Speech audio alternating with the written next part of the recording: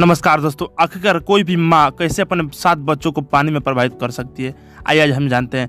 यह कहानी गंगा माँ की है। पुत्र की कामना से शांतनु के पिता प्रदीप गंगा के किनारे तपस्या कर रहे थे। उनके तप रूप और सौंदर्य पर मोहित होकर गंगा उनकी दाहिनी जंघा पर आकर बैठ गई और कहने लगी, राजन, मैं आपसे विवाह करना चाहती हूँ। मैं जहू ऋषि की पुत्री गंगा हूँ। इस पर राजा प्रदीप ने कहा, गंगे, तुम मेरी दाहिनी जंघा पर बैठी हो, जबकि पत्नी को तो वामंगी होना चाहिए। दाहिनी जंघा तो पुत्र का प्रतीक है। अब तो मैं तुम्हें पुत्र वधू के रूप में स्वीकार कर सकता हूँ। यह सुनकर गंगा वहां से चली गई।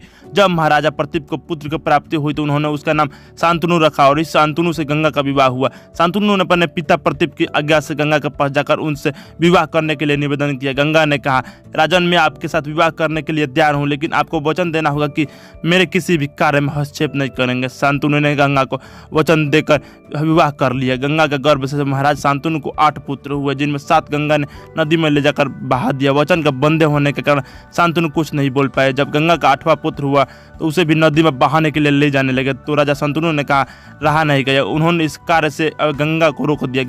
आपने अपनी प्रतिज्ञा भंग कर दी, इसलिए मैं आपके पास नहीं रह सकती। इतना कहकर गंगा वहां से अंतर्ध्यान हो गई। महाराज शांतनु ने अपने पुत्र देवद्रथ को पाला।